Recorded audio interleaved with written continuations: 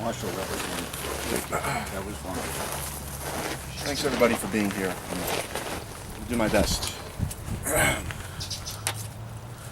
You will travel far, my little Kal-El, but we will never leave you, even in the face of our deaths. The richness of our lives shall be yours. All that I have, all that I've learned, everything I feel, all this and more, I bequeath you, my son. You will carry me inside you all the days of your life. You will make my strength your own, and see my life through your own eyes, as your life will be seen through mine. The son becomes the father, and the father the son. This is all I can send you, Kal-El. So voiced Marlon Brando as Jor-El in the movie Superman. It was 1978. I am 3 and it is my first movie, and I'm with my father. Though he felt Brando overrated, and George Reeves will forever be my father's Superman, as opposed to Christopher Reeve, this was perhaps the first generational bonding between my father, Bruce Phillip Liebman, and his firstborn son, me. Since this will be amongst the final public proclamations of my father, and to my understanding he's always shunned the limelight, today, Dad, you will be duly illuminated. So sit back. This is going to be a long one. I will speak first of who my father is, and then intimately share with you who he'll always be through my eyes. Bruce Phillip Liebman was many roles to those in his life.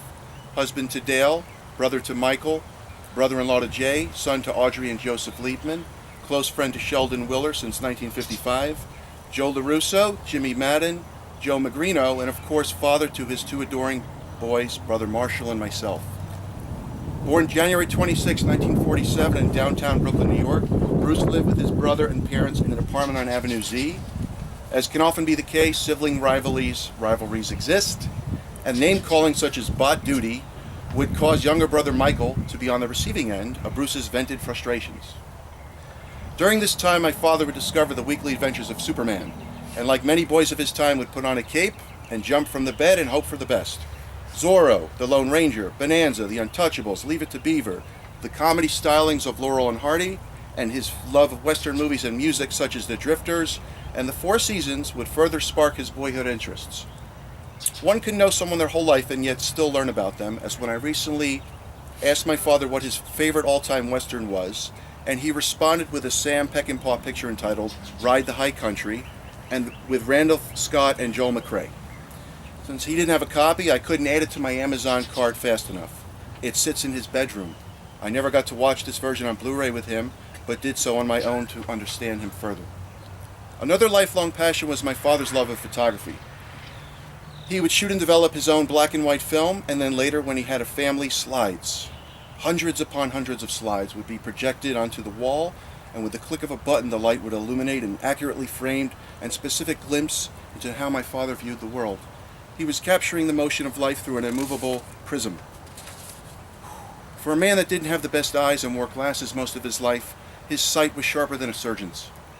While a good student, my father was often at play and hanging out with accomplice, neighbor and friend Jeffrey Weinberg, who would eventually become husband to Bruce's cousin Gerald. Handball, stickball, and egg creams were amongst the youth's popular neighborhood pastimes.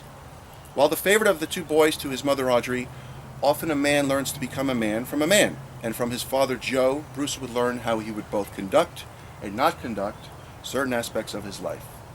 Graduating in 1964 from William E. Grady High School in Brooklyn, New York, Bruce's sharp intellect and technological know-how allotted him a job at WOR-TV Channel 9, where he was a cameraman working the New York Mets games. One night he told brother Michael to watch the game as Bruce caused a blank picture for a millisecond, affecting 10 million homes. Now a young man, Bruce would work for AT&T before being drafted into the Army, serving just under 2 years there as a field radio mechanic. He was stationed in Vietnam. Once discharged, he would then get his first car, a green 1969 Roadrunner, and would pick right back up with AT&T over a period of 30-some years. Starting as a microwave technician, then being promoted to a carrier technician, and ultimately a supervisor, hard work and loyalty were his ever-constant companions.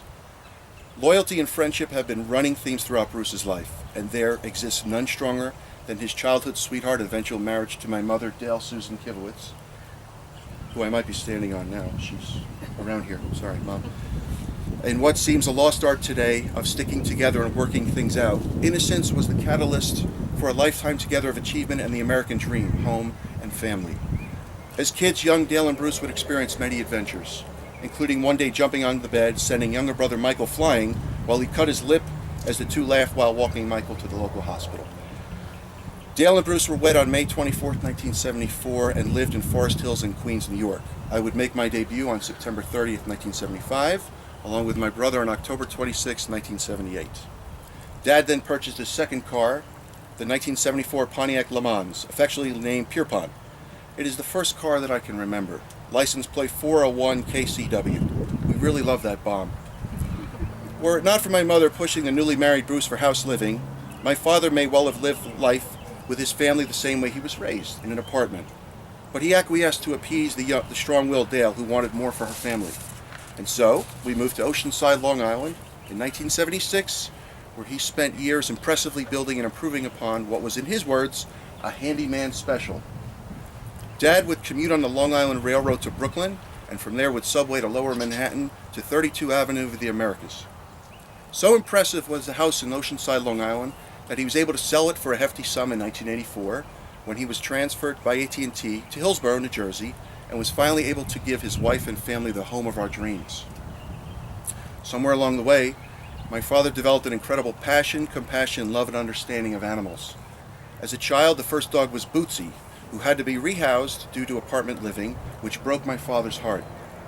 One time, while passing Bootsy's new home with cousin Gerald, he yelled to her, and she appeared happily, as they were very attached to one another. Lost my place. Okay. There was Chirp the parakeet, Toy the Siamese cat, Myrtle the convertible turtle, and of course, Balls the turtle. As family man, Bruce would always make sure we grew up with animals in the house. There was Fido and Bo Peep the cats, and the dogs were Bootsy Sue, Bowser, Thumper, the Meatus, and our current Wishbone or Wishy. Wishy. While all are special, T-Bone, my father's true soulmate, a highly intelligent and independent German Shepherd Lab mix, was deemed the baby. As much as my father loved his family, the image I will always hold dearest of him is holding his beloved T. If the two could have ridden off into the sunset together, they would have. T understood Dad, and Dad understood T. Whether resting his beak on my dad's shoulder while in the car, watching him at the park while he humped other dogs, or sharing a vanilla ice cream cone, T was, in my opinion, the closest proof to my dad that God exists. T was so loyal to my father that he was severely depressed when Dad went on a business trip, and T was stuck with us, his family. He even refused food from me while waiting with a lowered head and brow at the door for his master. My father loved animals so much that when going to adopt a puppy when Marshall and I were small kids, and you may not remember this, we left without a puppy because Dad refused to lie on the form and say someone would be home at all times with the puppy as Mom and Dad had to work.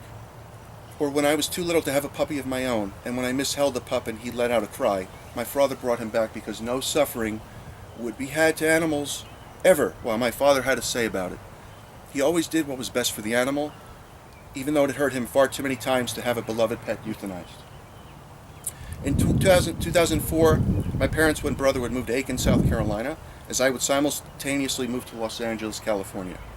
His vocabulary, mannerisms, and expressions bled of Brooklyn. Papers was papers. Hard was hard. And if you pissed him off on the road, well then you were scumbag, scummy, moron, gaping asshole, or the best of all, a rubber. And his food rating scale went something like wretched, putrid, shit, and good. To be great was rare, as in, that was a great meal. Indeed, this counterbalance was in many ways perfectly complementary to my mom. Whereas Mom was a neat freak, Dad was not. Whereas Mom was overly positive, my dad was somewhat lacking in belief. Whereas my mother had a social presence, my dad was quiet and reserved.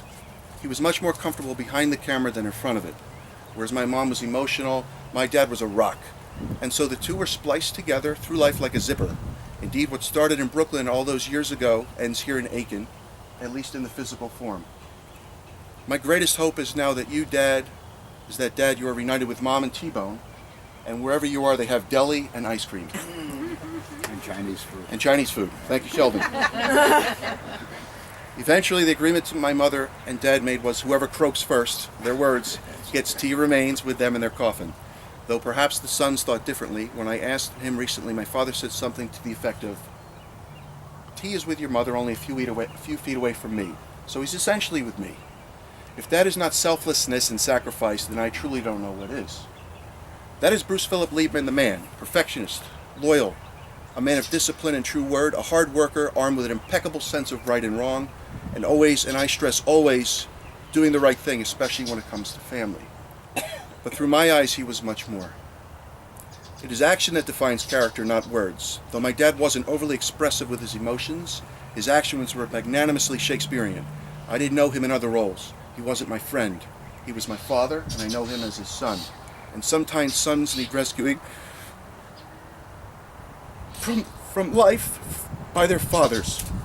If it was within his power to do it, there was nothing he would not do for his sons.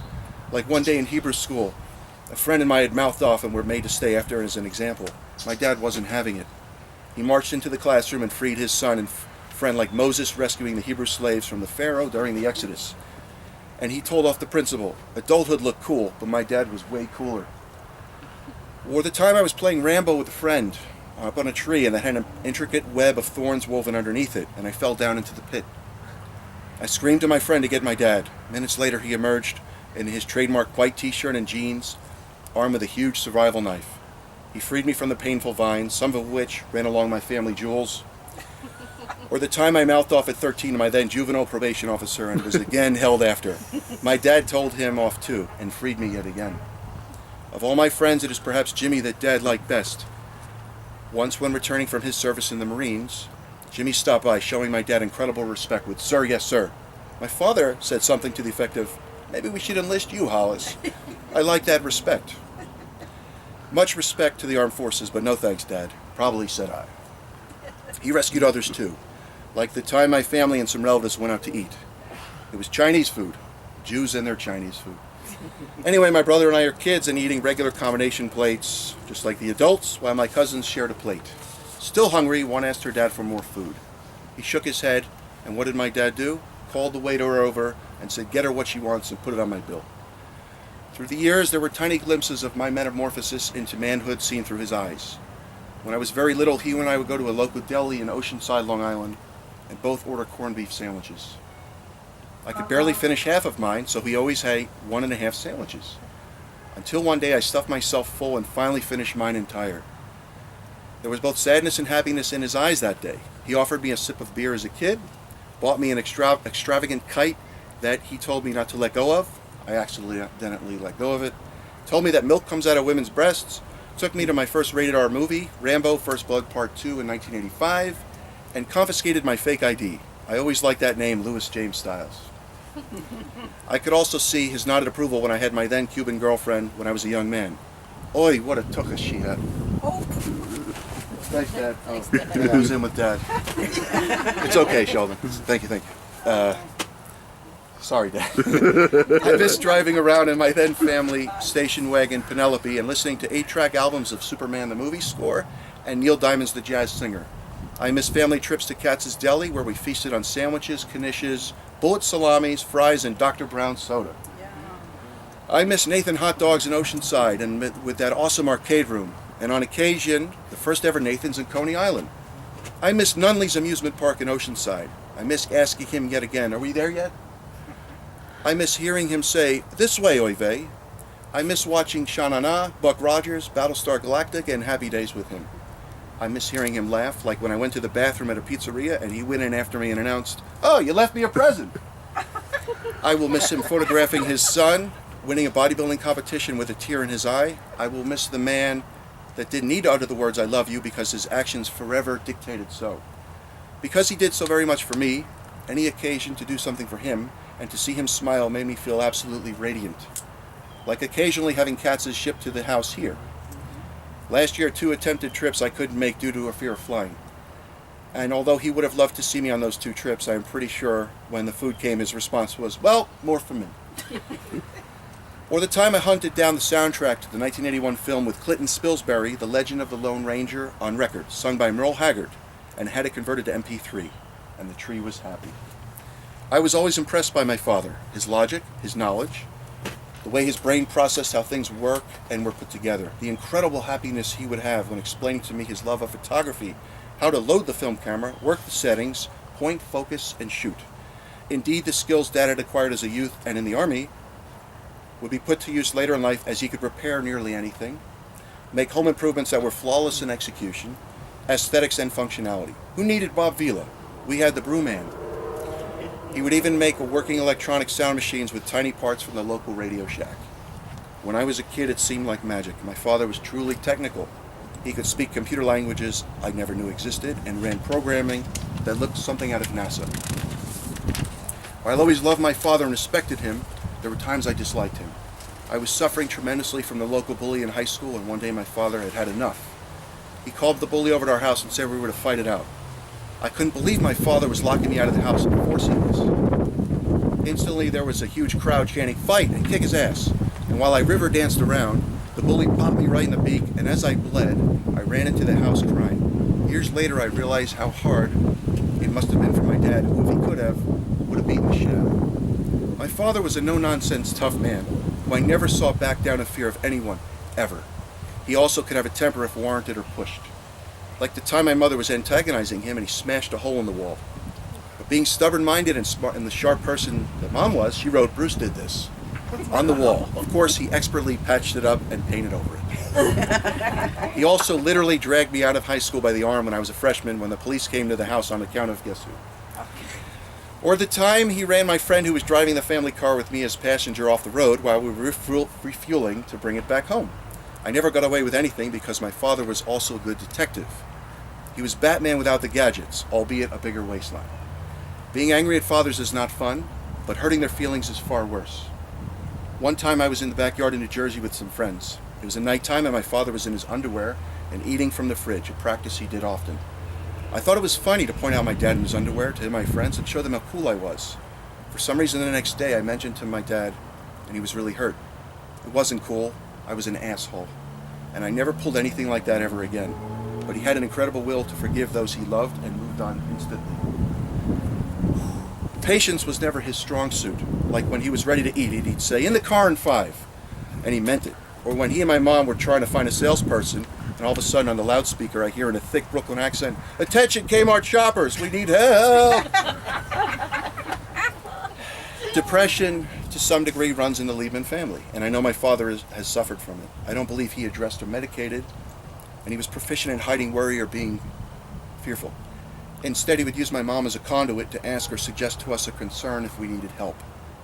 I don't know if it was him trying to be macho, I just think it's how he communicated. And his instincts were right because I was always proud to say that my parents stuck it out, and we always remained a nuclear family. So many priceless memories come to mind. One year, after finishing the lawn, my father said, "We're going to Toys R Us for an Atari system." Once we got there, that wasn't good enough. So he insisted on buying me the brand new Nintendo Entertainment System, complete with Rob, the robotic operating buddy. Now we were playing with power. I threw that in.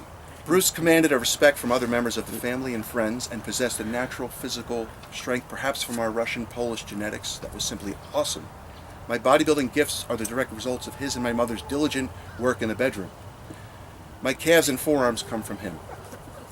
Sorry, Marshall. The punishment if you broke wind in front of my father wasn't quite fatal, but it wasn't good, and if you laughed on occasion the strap would come out.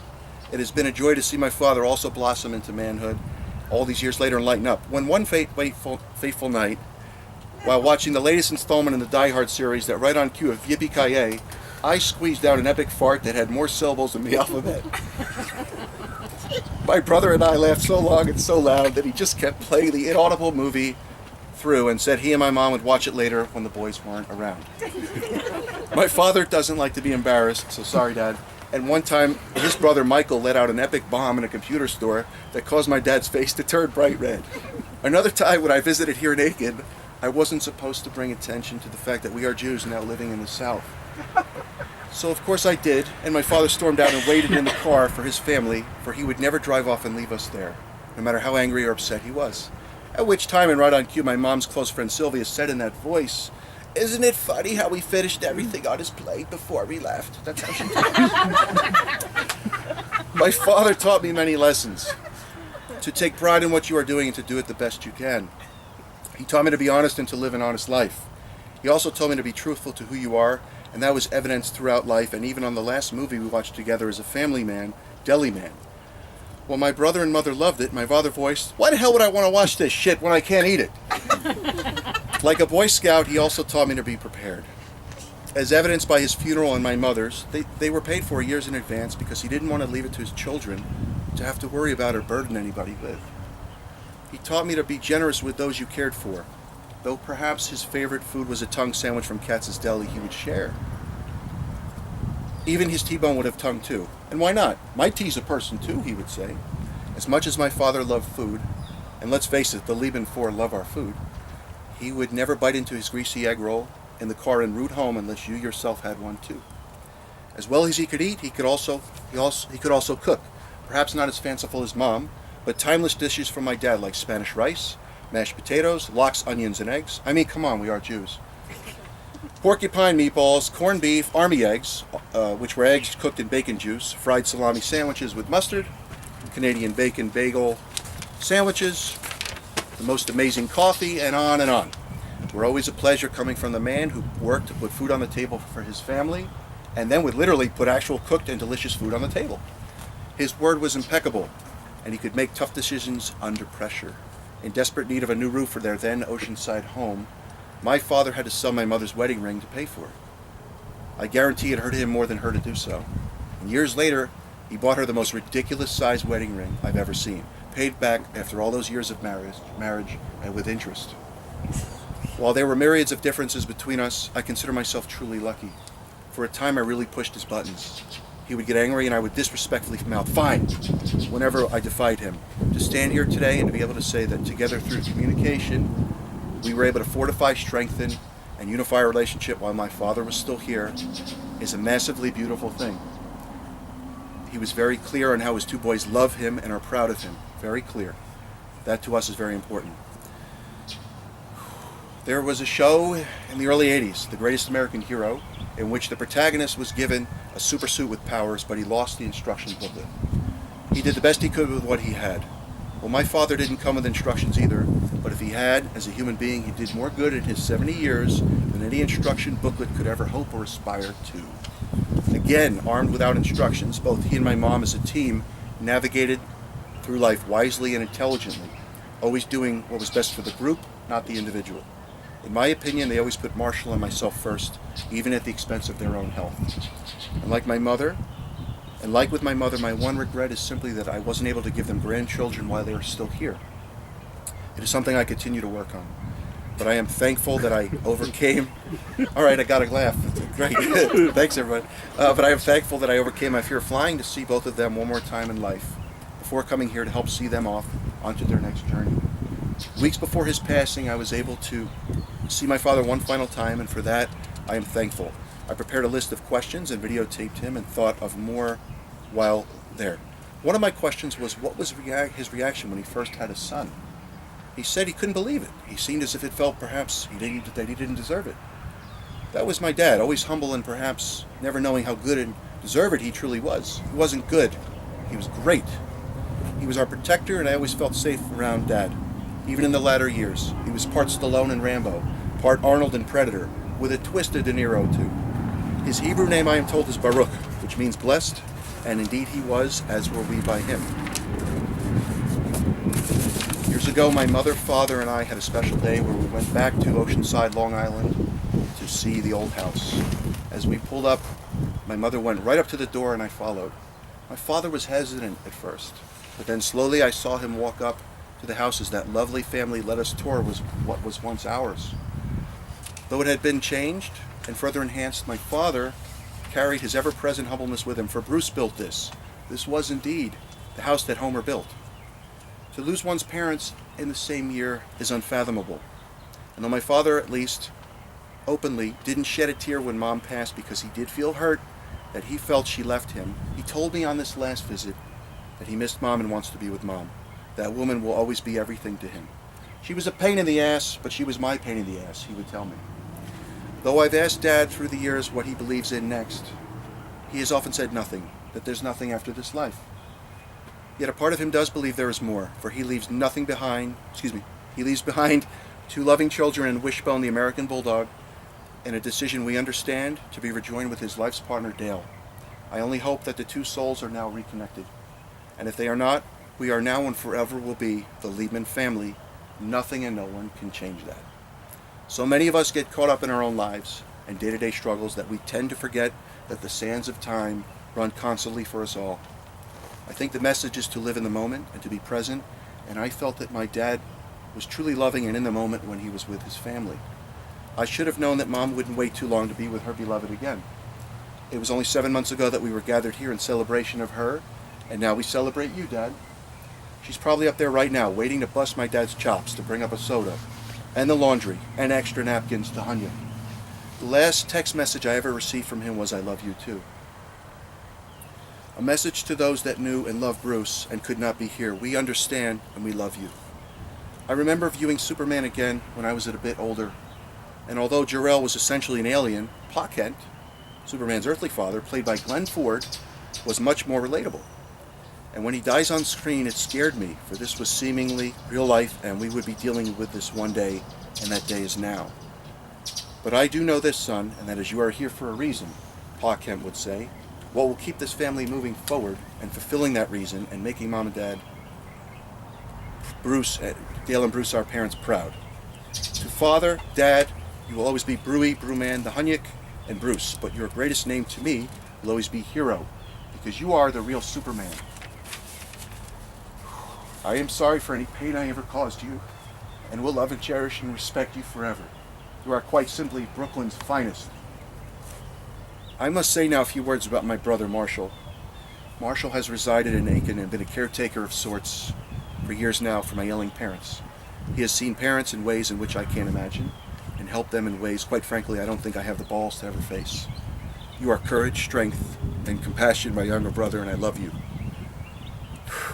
And the man you have become deeply impresses me. Thank you, Marshall, for showing me what to do. Marshall has chosen a field to enrich others' lives, to help them, to lead them into the world, to fulfill their own dreams and become productive members of society. You've come a long way from a young boy who struggled with his senses to a man that hears the pain and suffering of others and does all within his power to help them. You've got the juice now. The last thing I would like to say is I had my artist illustrate our family as we once were in the physical form, and this goes in with Dad. And his birthday would be on January 26th, and though he never asked much of us, this is a card signed would be his 71st birthday from both of his sons, and it would be inappropriate to not send Dad on your next journey without a piece of New York. This is a New York City transit token that I had for years. May this help you get to your final destination. I love you, sir.